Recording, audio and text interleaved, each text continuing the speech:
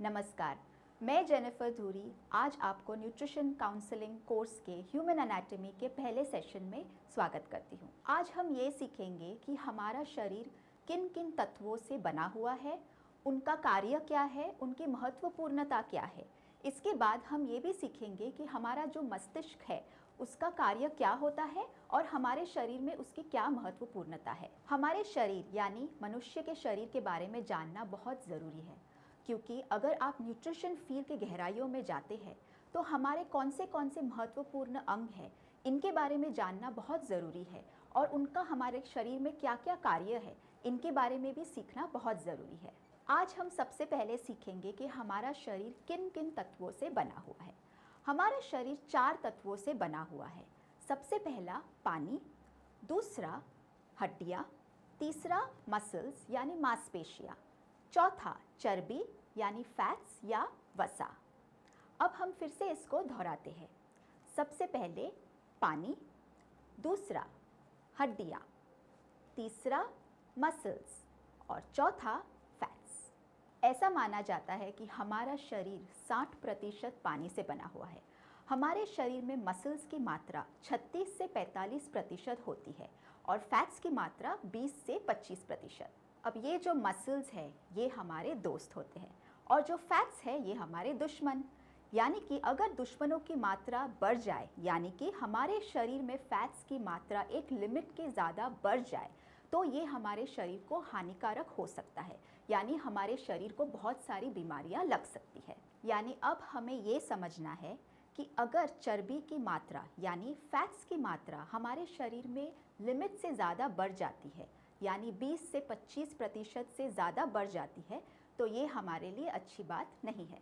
तो अभी हमें ये देखना है कि अगर हमें स्वस्थ रहना है और हमें बीमारियों से दूर रहना है तो हमारे शरीर में मसल्स और फैट्स की मात्रा एक संतुलन में होनी चाहिए। अगर हमारे शरीर में मसल्स और फैट्स की मात्रा यानी कि उसका संतुलन सही है तो हमारे शरीर को बीमारियों से बचने में आसानी होती है। आजकल ये देखा जाता है कि लोगों में फैट्स की मात्रा बहुत ज़्यादा है। अब फैट्स की मात्रा ज़्यादा तो है ही, साथ ही साथ मसल्स की जो मात्रा है वो बहुत कम है। इसका मतलब ये कि हमारे शरीर में दुश्मन ज़्यादा है और दोस्त कम। अब दुश्मन ज़्यादा हो गए तो हमारा शरीर स्वस्थ नहीं रहता, हमें बीमारियां लगती है। अब अगर हमें स्वस्थ रहना है और बीमारियों से दूर रहना है तो हमें मसल्स और फैट्स दोनों में बैलेंस रखना है, यानी दोनों का संतुलन बनाए रखना है। तो अब हमने ये देखा कि हमारे शरीर को स्वस्थ रहना है तो मसल्स और फैट्स दोनों की मात्रा सही होनी चाहिए। अब हमारे मन में ये प्रश्न उठता है कि सही मात्रा मसल्स और फैट्स की क्या है। तो फैट्स यानी चर्बी हमारे शरीर में पुरुष हो या महिला हो 25% से कम होना बहुत ज़रूरी है। तो अब हमने क्या सीखा कि अगर हमें स्वस्थ रहना है तो हमें फैट्स की मात्रा 25% से कम रखना बहुत ज़रूरी है। अब हम आते हैं मसल्स पे। मसल्स की सही मात्रा क्या है? मसल्स की सही मात्रा पुरुषों में और महिलाओं में अलग अलग होती है।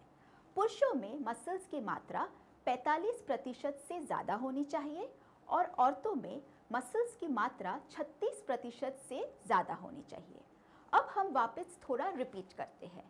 फैट्स की मात्रा हमारे शरीर में 25% से कम होनी चाहिए। मसल्स की मात्रा पुरुषों में 45% से ज़्यादा होनी चाहिए और मसल्स की मात्रा महिलाओं में 36% से ज़्यादा होनी चाहिए। अब हमने ये सीखा कि अगर हमारे शरीर को स्वस्थ रखना है तो हमारे शरीर में फैट्स और मसल्स दोनों का संतुलन बनाए रखना बहुत ज़रूरी है। हमने ये भी सीखा कि हमारे शरीर में फैट्स और मसल्स दोनों की मात्रा क्या होनी चाहिए। अब इस मात्रा को सही रखने के लिए हमारे आहार में से हमें कुछ महत्वपूर्ण तत्व लेना बहुत ज़रूरी है। 1 प्रोटीन्स, 2 विटामिन्स, 3 मिनरल्स और 4 फाइबर। अगर हमारे शरीर में इन तत्वों की कमी होती है तो हमारे शरीर का संतुलन बिगड़ सकता है, हमें बहुत सारी बीमारियां भी हो सकती है और हमारा जो फैट्स है और मसल्स है इनका संतुलन बिगड़ सकता है।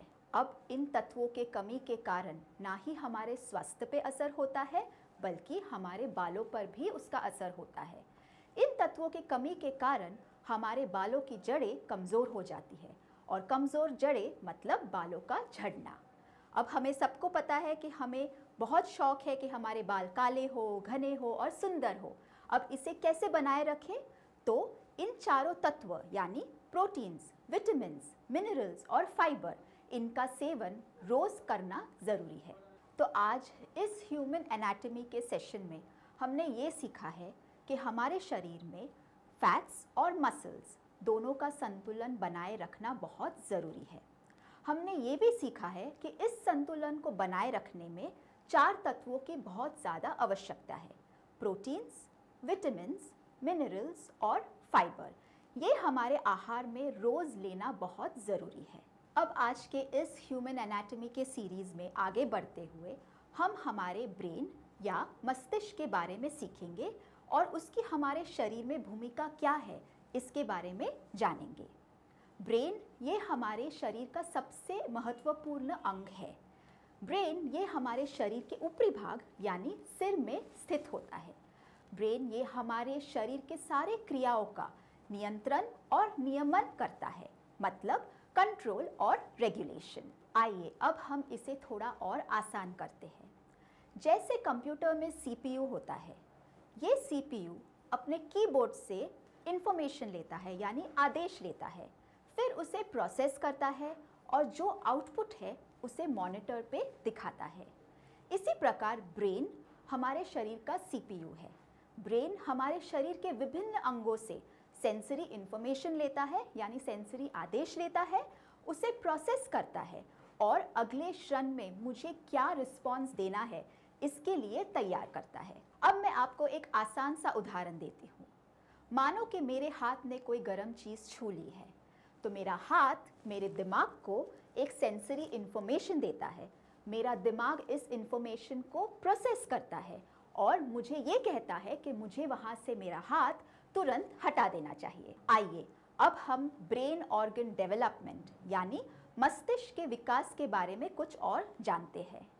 मस्तिष्क का विकास माँ के गर्भ में ही शुरू हो जाता है। रिसर्च से ये देखा गया है कि नवजात शिशु का 70% ब्रेन डेवलपमेंट माँ के गर्भ में ही हो जाता है, यानी जन्म से पहले ही हो जाता है। पहली तिमाही यानी फर्स्ट ट्राइमेस्टर से तीसरी तिमाही तक यानी थर्ड ट्राइमेस्टर तक सबसे ज़्यादा ब्रेन डेवलपमेंट होता है। जन्म से लेकर 2 साल तक 15% ब्रेन डेवलपमेंट होता है और 2 साल से 6 साल तक 90% ब्रेन डेवलपमेंट हो चुका होता है। आज हमने इस ह्यूमन एनाटॉमी के सेशन में जो सीखा है उसकी कुछ मुख्य बातों को दोहराते हैं। हमारा शरीर 4 तत्वों से बना हुआ है।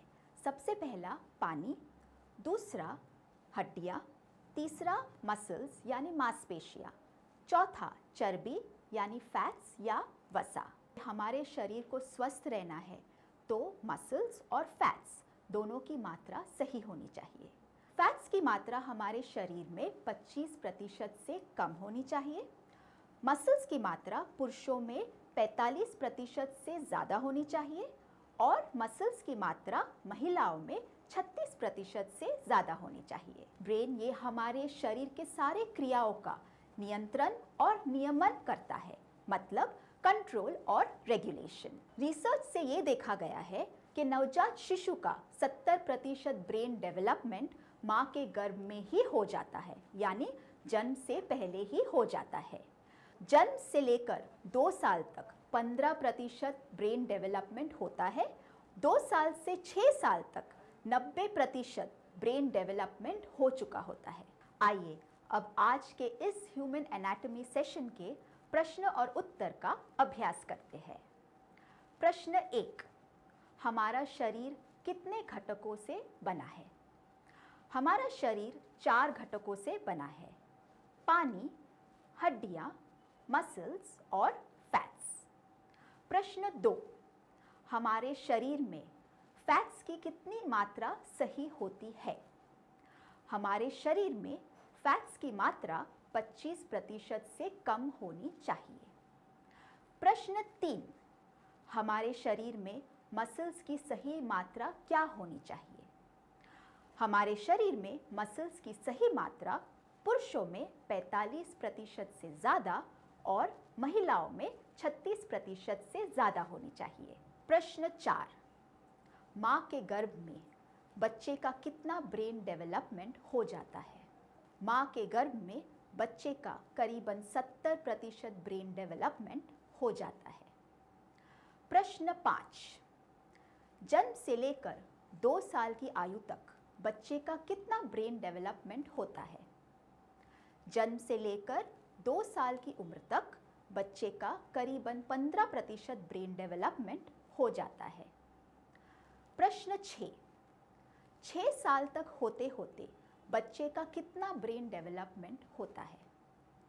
6 साल के होते होते बच्चे का करीबन 90% ब्रेन डेवलपमेंट हो जाता है।